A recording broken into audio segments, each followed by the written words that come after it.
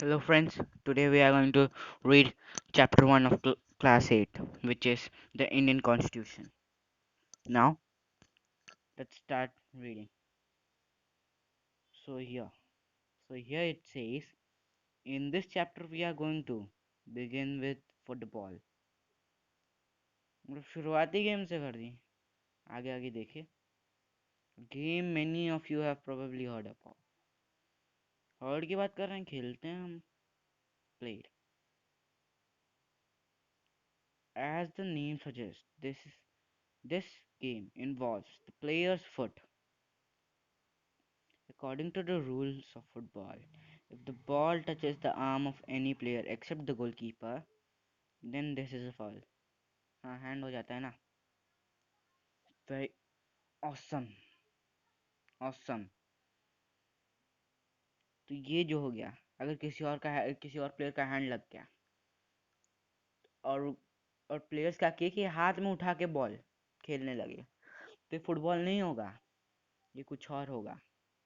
तो जो fundamental rules होते हैं ऑफ अ गेम, फंडामेंट वो होते हैं जो चीज़ फंडामेंटली बेसिक प्रिंसिपल से जिसके बेसिस पे मुझे समझ में आ जाए कि फुटबॉल हो रहा है या कोई और गेम खेला जा रहा है, वो फंडामेंटल रूल्स होते हैं. और इसी की तरह like every game fundamental of a game to the game, हर एक कंट्री के पास अपना अपना फंडामेंटल रूल्स होते हैं. और जो फंडामेंटल हम लोग इसे समझते हैं bye fundamental particles, fundamental molecules क्या है. ये सभी है, ये सब पार्ट है फंडामेंटल पार्टिकल्स. यही है हमारा कॉन्स्टिट्यूशन ऑफ इंडिया.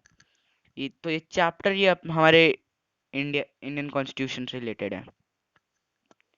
इंडिया के फंडामेंटल रूल्स, इंडिया के fundamental laws are enclosed in the constitution of India. तो ये जो बेसिकली पहला पेज है ये हमें बताता है. Let's see. ओके. तो क्या, तो इसमें 1934 में नेशनल कांग्रेस नहीं, एक्चुअली एम एन रॉय थे. कौन थे? Mister M N Roy. उनने क्या डिमांड किया? That they shall have a constituent assembly. जैसे कि ये यहाँ कितनी कितनी अच्छी तस्वीर है इसमें.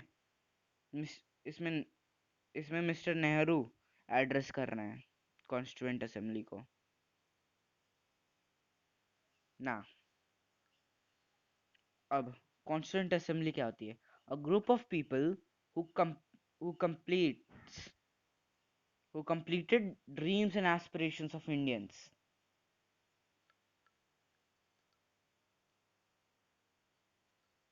They completed dreams and aspirations in such a way that we are making our own such a way. अब उन लोगों ने कैसे कंप्लीट किया? उन लोगों ने कहा कि हम लोग अपना कॉन्स्टिट्यूशन खुद बनाएंगे.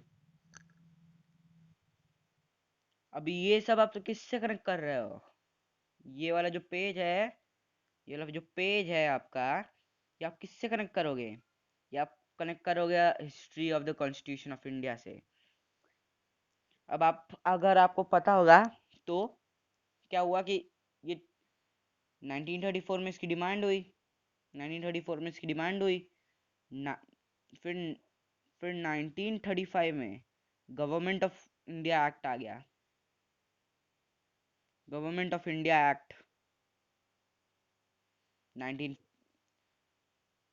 गवर्नमेंट ऑफ इंडिया एक्ट 1935 आके चला गया और कुछ भी नहीं हुआ. कोई भी डोमिनियन स्टेटस हमारा नहीं बना. फिर क्या हुआ? 1940 में 1940 में उस समय हमारे वाइसरॉय उस समय थे लॉर्ड लिनलिथगाव. कौन थे? लॉर्ड लिनलिथगाव.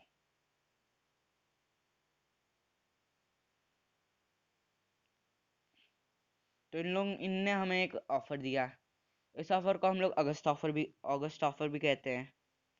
इसमें उन्होंने कहा कि आप हमारा साथ दो वर्ल्ड वॉर 2 में, और उसके हो जाने के बाद हम आपको कॉन्स्टिट्यूंट असेंबली बनाने का मौका देंगे। इन अदर वर्ड्स, हमें डोमिन हमें डोमिनियन स्टेटस बनाने का मौका देंगे। 1942 में डिमांड राइज हो गई, और फिर सेकंड कैबिनेट मिशन बैठा 1946 में। उस समय सेकंड कैबिनेट मिशन के समय उन लोग ने हमें एक पहली बार उन लोग ने हमें लीगल सैंक्शन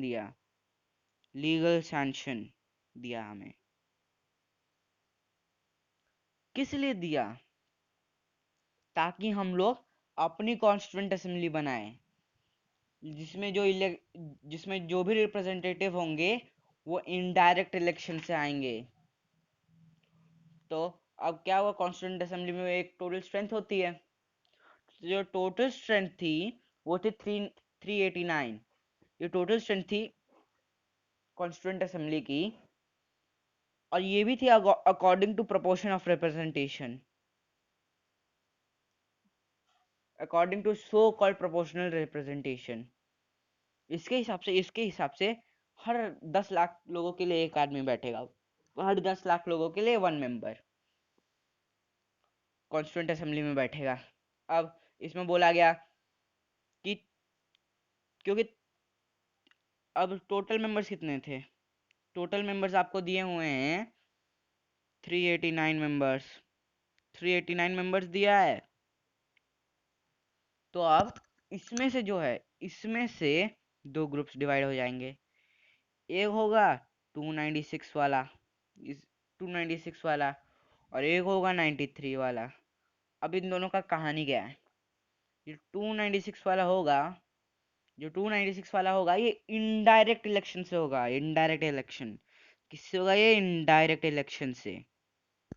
अंडरस्टैंड? जो 93 होंगे जो 93 होंगे ये होंगे process so called nomination process से होंगे लोग इलेक्ट। नाउ यू अंडरस्टैंड कि क्या कैसी चल रही थी इंडियन की कॉन्स्टिट्यूशन की हिस्ट्री। अब इस अब इसके बाद अब इसके बाद अब इसके बाद क्या हुआ? अब इसके बाद जो हुआ कि अब इलेक्शन के रिजल्ट आने लगे। इलेक्शन हुआ था, उसके रिजल्ट आए। रिजल्ट में जो आईएनसी थी उसे 208 सीट्स मिली, मुस्लिम लीग को 93 मिली, और जो बाकी बची हैं 15 ये अदर्स को मिली। तो इसके हिसाब से इनके पास डोमिनेंस आ गई।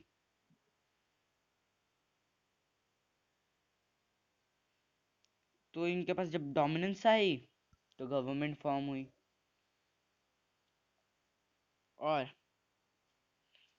और फिर 19 दिसंबर 1946 में first session of the constituent assembly held हुआ। कब हुआ? 19 दिसंबर 19 दिसंबर 1946। ये इंपॉर्टेंट डेट है, याद कर लीजिएगा, क्योंकि पॉलिटी जो है रट के नहीं होती है फ्रेंड्स, याद करना पड़ता है, सब लॉजिकल होता है ना। अब टॉकिंग अबाउट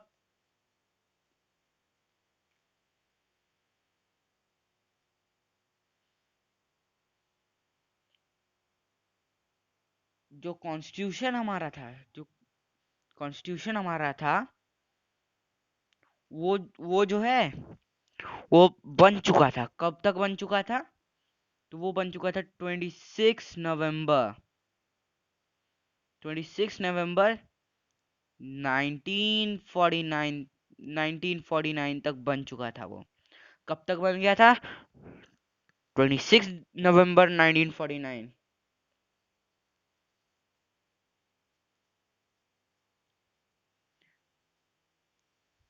26 नवंबर 1945 नहीं सर, क्या गलत पढ़ा रहे हो?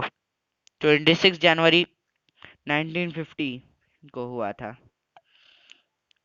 अच्छा सॉरी, 26 नवंबर 1949 को ही हुआ था फ्रेंड्स। हमारा प्रोसेस कंप्लीट हो चुका था। इसीलिए ये डेट जो है लिखी गई है, कहाँ लिखी गई है? प्रियम्बल में। 26 जनवरी 1950 को सिर्फ हमने इसे इन्फोर्स किया था।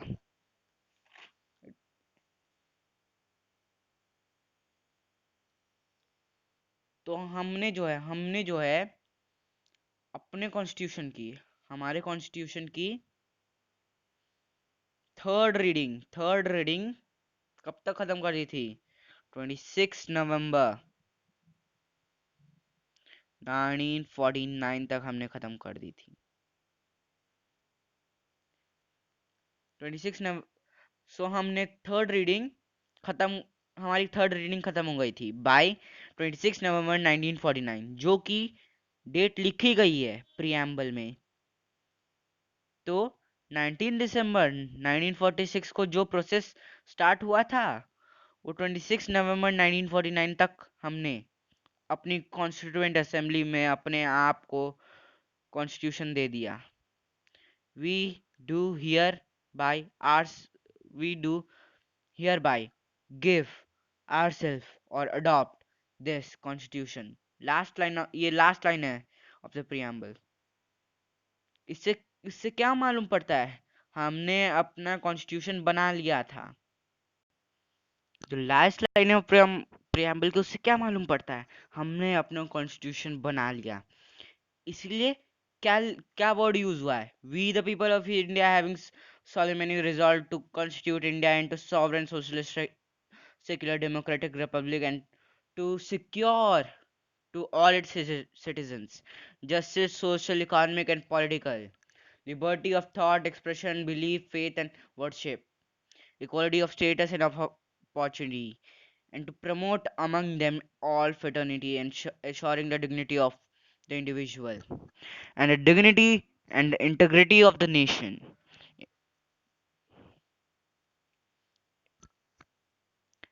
In our Constituent Assembly, this 26th day of November 1949, do hereby adopt, enact, and give to ourselves this Constitution। ये, ये क्या है? ये क्या है friends? This is a summarization of our constitution. क्या है ये समराइजेशन ऑफ आवर कॉन्स्टिट्यूशन? उसके बाद इसके बाद हमें यहाँ इस एरिया में नेपाल की स्टोरी दी हुई है। अब यहाँ क्या हुआ कि 1990 में स्ट्रगल हुई, 1990 तक स्ट्रगल हुई, और फिर इन्हें जाके मिला डेमोक्रेसी। क्या मिला? बहुत ज़्यादा इन लोगों ने स्ट्रगल की, तब इन्हें डेमोक्रेसी मिली, जो कि 12 साल बस चली। कब? 1999 से 2002 तक। इसके बाद क्या हुआ? एक एक आदमी था, सो कॉल्ड किंग ज्ञानेंद्र करके एक आदमी था। किंग ज्ञानेंद्र, उसने क्या किया? उस उसने ये बोला, उसने कहा कि यार ये माउस्ट का बहुत प्रॉब्लम हो रहा है। ये वर्ड इधर कहीं दिया गया है, माउस्ट। ये माउस्ट ये माउस्ट का बड़ा प्रॉब्लम हो रहा है। तो ऐसा करते हैं कि इनको पावर्स नहीं देते हैं, और सारी की सारी पावर्स मैं अपने पास रख लेता हूँ। इससे क्या हुआ? डेमोक्रेसी का बाय बाय हो गया। 2005 में फिर क्या हुआ? डेमोक्रेसी की फिर से मांग हुई। फिर से लोग लड़ने लगे। बहुत सारे लोग बहुत सारे लोगों ने वो कर दिया, धरना कर दिया। इसकी वजह से क्या हुआ? 2005 में इन लोगों ने फाइनली डेमोक्रेसी 2006 में इन लोगों ने फाइनली डेमोक्रेसी अचीव कर ली। ना, इससे हमें क्या पता चलता है? Change of fundaments. क्या? Change of fundaments, change of fundamentals. इससे हमें पता चलता है ये चेंज ऑफ फंडामेंटल्स था फ्रेंड्स।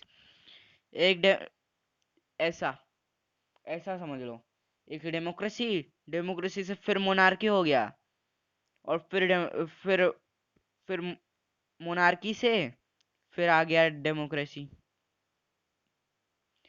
ये this is not normal changes, this is ये फुटबॉल से वॉलीबॉल हो गया।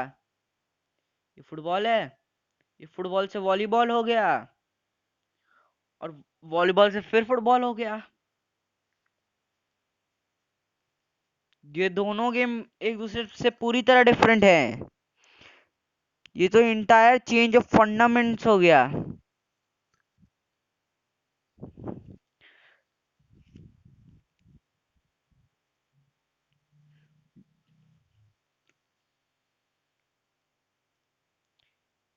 इस तरह से एक कंट्री के फंडामेंट्स पूरी तरह से चेंज जाएंगे, हो गए हैं। अगर तुम मोनार्की से डेमोक्रेसी, या डेमोक्रेसी से डिक्टेटरशिप में कन्वर्ट कर रहे हो, you are changing the in entire country friends, entire country you are changing class. अब इसके आगे मैं बेसिकली आपको ज़रूर पार्ट पढ़ाऊंगा, जो ज़्यादा ज़रूरी नहीं होगा वो नहीं पढ़ाऊंगा। इसके आगे एक क्लास की एक क्लास की स्टोरी बताई गई है। अब इसमें पढ़ते हैं क्या लिखा है ऊपर। In a democracy we choose our leaders so they exercise power responsibility on our behalf। Power की responsibility, this is what makes a government responsible friends. ये आपने कौन सी क्लास में पढ़ा था? Responsible government. ये बात रिस्पॉन्सिबल गवर्नमेंट के बारे में तो हमने क्लास 6 में पढ़ा था ना। ना, अब पढ़ते हैं क्या लिखा है।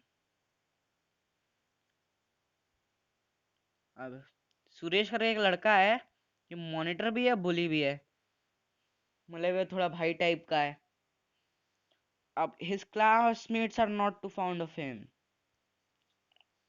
मतलब कि इसके क्लासमेट्स इसे पसंद नहीं करते, ये तानाशाह टाइप का है। Miss Rao the class teacher has to leave the classroom on some urgent work. तो इन तो इनने कहा सुरेश तुम करो, एक क्लास को माइंड कर लो। तो इसने क्या कि एक चाइल्ड पे पिक करने लगा, ही स्टार्ट पिकिंग अपॉन अनिल। फिर इसने इसने उसे बोला कि मैं तुम्हारी कंप्लेन करूंगा। उसने बोला लेकिन मैंने किया क्या है? फिर ये फिर ये बोल देता है, और फिर ये बच्चा बेचारा फंस जाता है, जबकि इसकी कोई गलती भी नहीं होती। ये रोने लगता है, ma'am I did not do anything, रोता है ये। अब ये जो स्टोरी है हमारी, ये क्या बताती है हमें? What does this tell? Authority been misused. याद रखिएगा, अथॉरिटी बिन मिसयूज्ड। नाउ इसके लिए भी कॉन्स्टिट्यूशन में लिखा, इसके लिए भी प्रियम्बल में लिखा गया था। प्रियम्बल में क्या लिखा गया था? We the people of India having solemnly resolved to constitute India into sovereign, socialist and secular, democratic republic, and to ensure all its citizens justice, social, economic and political। इसमें एक चीज याद रखिएगा, सोशलिस्ट और सेक्युलर पहले नहीं था, ये बाद में ऐड किया गया है। कब ऐड किया गया है? ये ये ओरिजिनल ये ओरिजिनल कॉन्स्टिट्यूशन में नहीं था, ये ऐड किया गया है 42nd अमेंडमेंट 1946 से, नहीं 42nd अमेंडमेंट 76 से। ये याद रखेगा। चलिए पूरा यहाँ तक पढ़े हैं तो आगे पढ़ लेते हैं।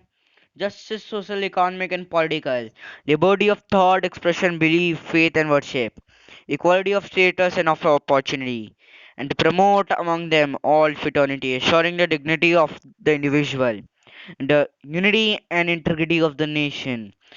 In our Constituent Assembly, this 26th day of November 1949, do hereby adopt, enact, and give to ourselves this Constitution. तो ये लिखा गया है। अब नेक्स्ट पढ़ते हैं।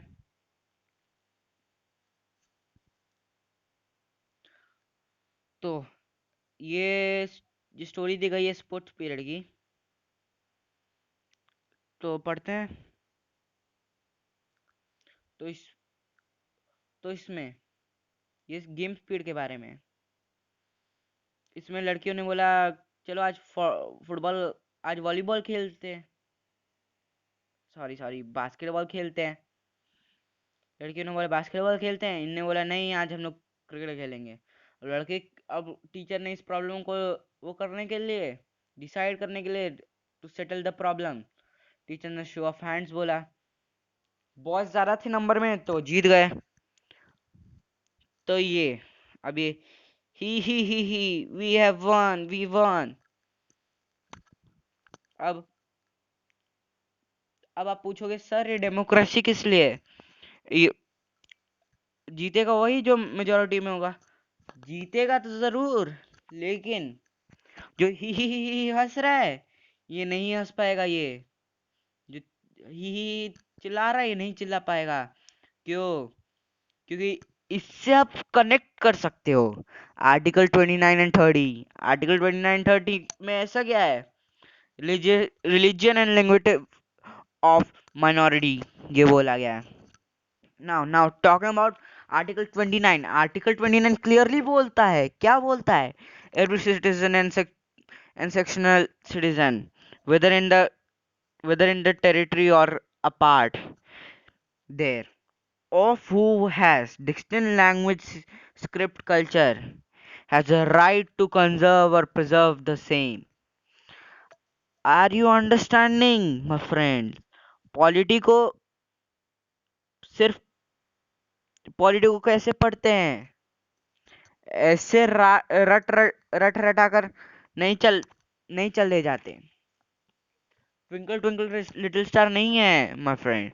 It is a constitution. It has a huge genius as the creator of that. Doctor Ambedkar ने लिखा है, he is a huge genius.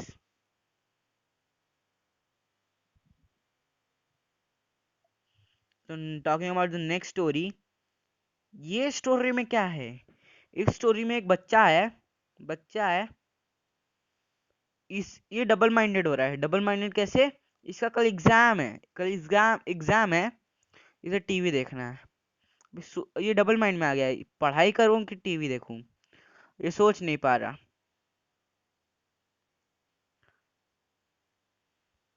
ना।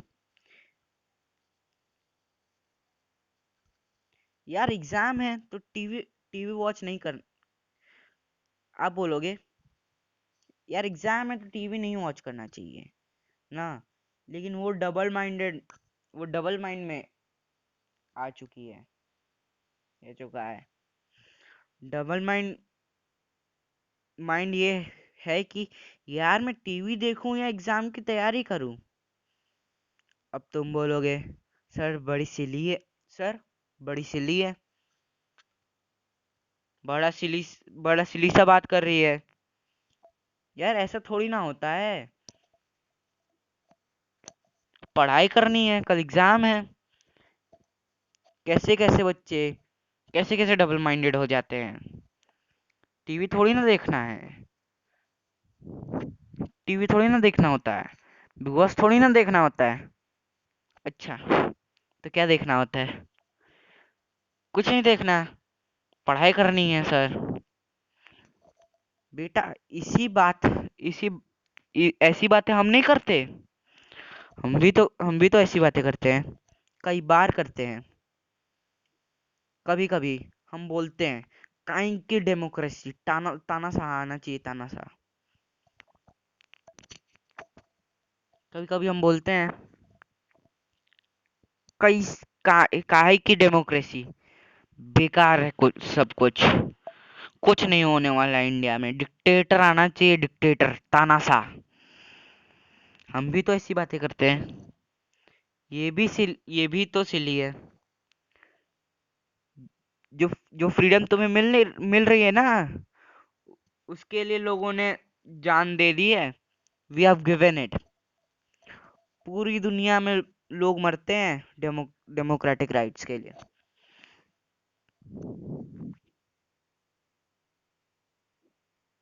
जब हम बचकानी बातें करते हैं ना, तो कॉन्स्टिट्यूशन जो कॉन्स्टिट्यूशन है हमारा, वो हमें बताता है बेटा बच्चों जैसी बातें मत करो, बच्चों जैसी बातें छोड़ दो, डेमोक्रेसी है और डेमोक्रेसी ही रहेगी, और वही तुम्हारे लिए ठीक है, क्योंकि तुम नहीं जानते, तुम्हें नहीं मालूम है, बड़े ना समझ हो तुम, तुम्हें नहीं मालूम है तुम क्या मांग रहे हो। ये कॉन्स्टिट्यूशन हमें समझाता है। Now for next.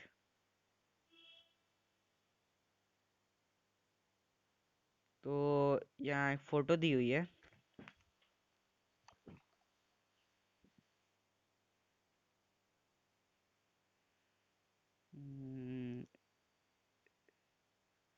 सो की फीचर्स, अभी की फीचर स्टार्ट होगा कॉन्स्टिट्यूशन का, उससे पहले हम लोग Bhim doctor Baba Saheb Bhimrao Ambedkar, the biggest genius in this universe के बारे में थोड़ा पढ़ते हैं।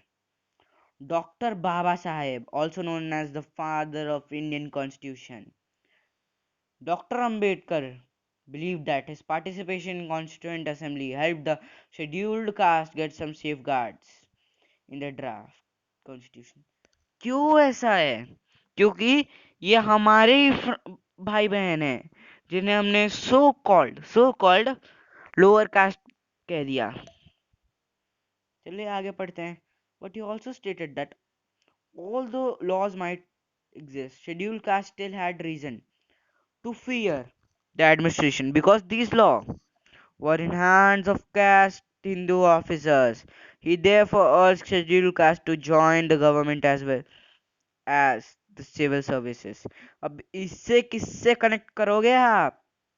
इससे आप कनेक्ट कर सकते हो आर्टिकल 46 से। अब आप पूछोगे सर आर्टिकल 46 में ऐसा क्या है? वेल, आर्टिकल 46 जो है रिजर्वेशन पॉलिसी के बारे में है। This is the only means of achieving equality. ये हमारे कॉन्स्टिट्यूशन में लिखा गया है। तो जो मुझे फालतू लग रहा है वो मैं हटा दे रहा हूँ, बाकी जो पढ़ने लायक चीजें हैं वो पढ़ा रहा हूँ। Now talking about the key features of constitution। First is federalism. Federalism basically क्या होता है? हैविंग लेवल्स ऑफ गवर्नमेंट, यानी कि जैसे कि सेंट्रल हो गया, फिर उसके नीचे स्टेट आ गया, फिर लोकल आ गया, ऐसे करके जो पिरामिड सिस्टम है एक के ऊपर एक का, ये कहलाता है आपका federalism. Understand? Now talking about federalism, हमने पहले से ही इसके बारे में हमें क्लास 6 में पढ़ा दिया गया है, और क्लास 7 की बुक में थोड़ा स्टेट के बारे में। बाकी जो है उतना डिटेल में मैं इस चीज को नहीं ले जाऊंगा, फिर भी इसमें कुछ की पॉइंट्स है, इसके इससे रिलेटेड क्या क्या आ सकता है आपके एग्जाम में। तो आपके एग्जाम में आ जाएगा राज्यसभा के बारे में, राज्यसभा के बारे में आ जाएगा। तो basic structure doctrine related to federalism, क्या? Basic structure doctrine related to federalism, ये भी आपको याद करना है। नेक्स्ट, कोर्सी फेडरल स्टेट के बारे में, फिर आर्टिकल 356 प्रेसिडेंट्स रूल, फिर सरकारी अड्डा mission. Now now moving on. इसी टॉपिक में आपको बताया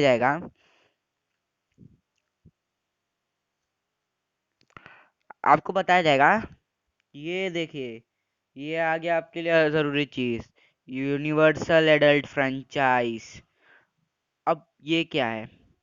बेसिकली क्या है, जो हमारा कॉन्स्टिट्यूशन है उसमें हमें यूनिवर्सल एडल्ट फ्रेंचाइज दी है, यानी कि everyone in our country has the right to vote. इससे आप किसे रिलेट करोगे? आर्टिकल कौन सा? आर्टिकल 326। कौन सा आर्टिकल? आर्टिकल 326। और इससे आप एक और चीज से वो कर सकते हो रिलेट, आरओपी एक्ट 1951। कौन सा? ROP act 1951। फ्रेंड्स, आपको ये सब याद करना पड़ेगा। ये सब एग्जाम पॉइंट ऑफ व्यू से बहुत ज्यादा ही इंपॉर्टेंट है, और ऐसे भी आपके आपके जीके के लिए बहुत ज्यादा इंपॉर्टेंट है। और ये जो यूएएफ है, यूएएफ यूनिवर्सल एडल्ट फ्रेंचाइज या यूनिवर्सल एडल्ट सफराज, ये बहुत बड़ा एक्सपेरिमेंट था इंडिया में। क्यों था? क्योंकि जो ब्रिटिशर्स थे वो हमें कभी यूनिवर्सल एडल्ट फ्रेंचाइज देने में विश्वास नहीं रखते थे। अभी क्यों था? क्योंकि देखिए, उनके हिसाब से जो पढ़ा लिखा था वही एक ठीक आदमी चुन सकता है, वही ऐसा आदमी चुन सकता है जो अपने नेशन को गवर्न करे। अब भीमराव अंबेडकर ने कहा नहीं नहीं, हम सबको देंगे। मुझे पता है मेरे मेरे देश के लोग, हमारे इंडियंस एक अच्छा लीडर चुनेंगे। और डेमोक्रेसी तभी सक्सेसफुल मानी जाती है जब there will be free, fair and regular elections. Section 16 of ROP act 1950 क्या बताता है डिस्क्वालिफिकेशन ऑफ इलेक्शन के बारे में, जो कि यूएएफ से रिलेटेड बहुत ज्यादा है। तो सेक्शन 16 ऑफ आरओपी एक्ट आपको पढ़ना है। और फिर इससे रिलेटेड एक वो है supreme court case.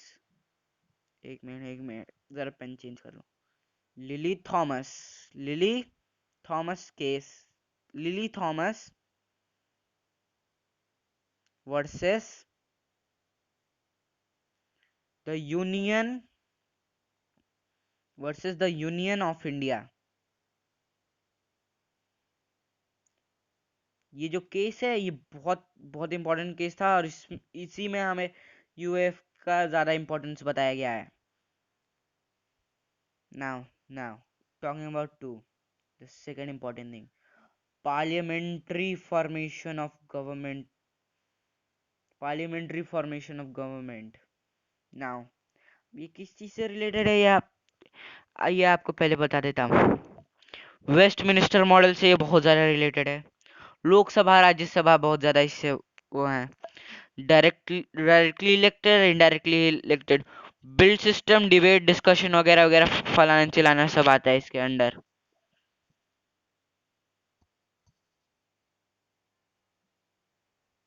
Now talking about three separation of powers. There are three organs of a state: legislature, executive and judiciary. अब इनका इनका बेसिकली काम होता है, क्या होता है, ये क्या होता है कि फॉर एग्जांपल ये आपका लेजिस्लेचर है। लेजिस्लेचर क्या करता है? आपके जुडिशरी पे चेक करता है, जुडिशरी एग्जीक्यूटिव पे चेक करता है। और इनफैक्ट एक मिनट गलत हो गया। आपका जो जुडिशरी है आपका, ये लेजिस्लेचर पे चेक कर डालेगा, लेजिस्लेचर एग्जीक्यूटिव पे अच्छा चेक डाल देगा। और जो एग्जीक्यूटिव है वो जुडिशरी या लेजिस्लेचर जुडिशरी पे डाल देगा, जुडिशरी एग्जीक्यूटिव पे डाल देगा। तो ऐसे ये साइकिल घूमता रहता है, एक दूसरे पे जो है पावर कंट्रोल करते हैं एक दूसरे की, ताकि एक जो आदमी है वो ज्यादा पावर ना ले जाए। This maintains the balance of power between all three. Now इससे रिलेटेड एक चीज आ जाती है, जो मैं जब भी पॉलिटी पढ़ाने बैठता हूँ या पढ़ने बैठता हूँ, तो ये हमेशा अपने मन में रखता हूँ। इंडिया में कभी भी doctrine of strict separation of powers नहीं फॉलो होता है। Doctrine of separation of function follow होता है, which is doctrine of checks and balances. ये बहुत इंपॉर्टेंट है। अब इससे अब इससे क्या है related? Executive is responsible to the legislature, यानी कि जो आपका एग्जीक्यूटिव है, ये जो आदमी है आपका, ये ही is responsible to the legislature. Legislature इस पे चेक रखेगा, और जो जुडिशरी है वो इस पे चेक रख लेगी। तो ये ऐसे चलता है ना। अब ये आप किससे कनेक्ट कर सकते हो? आर्टिकल 12 से। आर्टिकल 12 क्या है? स्टेट। अब ये आपके किसी प्रेसिडेंसी वाले स्टेट की बात नहीं कर रहा, ये बात कर रहा है of the people. Understand? Now let's move ahead, talking about fundamental rights. Fundamental rights are the most important of all of them, because fundamental rights are the one which have give us, which is referred as conscience. और as stated article 13 में हमें mainly यही बताया गया है कि no order, no legislation, no action, no amendment which violates the bridges of contradment anything in part of constitution will be allowed as law. Understand? Now इस side में एक बॉक्स दिया गया है, ये जरा मैं आपको बता देता हूँ। ये जो आपका बॉक्स है, ये जो बॉक्स है, ये क्या है? ये बॉक्स है आपका of the all the fundamental rights we have. Now I'm going to tell you the article which are related to them. Now talking about the first one, so articles related to it are Article 14, Article 15, Article 16, Article 17, and Article 18. This all can be related to this. Understand? Now talking about the second one, right of freedom, right to freedom. अब ये किससे related है? तो ये आपका हो सकता है, या एक्चुअली है, ये राइट टू फ्रीडम है आपका आर्टिकल 19, आर्टिकल 20, आर्टिकल 21 और आर्टिकल 22। ये भी बहुत ज़्यादा ही इम्पोर्टेंट है। Talking about the next one, right against exploitation. Right against exploitation 23 और 24 आप इससे रिलेट कर लो। ये भी 23 और 24 इससे बहुत ज़्यादा रिलेटेड है। now talking about right to freedom of religion। तो ये रिलेटेड है आर्टिकल 25, 26, 27 और 28। these all are related to this, man. Now you got to remember all of them. After I am done, i'll just I'll just make my screenshot, and then you can have a screenshot of this. Now, cultural and educational rights. This is Article 29 and 30. This is Article 39. This is Article 29 and 30. Talking about this. Right to constitutional remedies. This is Article 32. What is this Article 32? Now let me make my screen small. Here you can all have screenshot.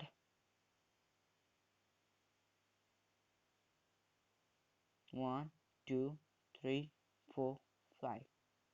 1, 2, 3, 4, 5. Now to end this chapter, I'm just going to tell you. Did I just leave something? No. So to end this chapter, obviously there's one thing left. If you see the book carefully, secularism.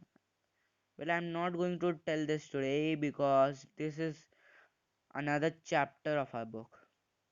So about this, I'll tell you in next class. Now, how to connect it?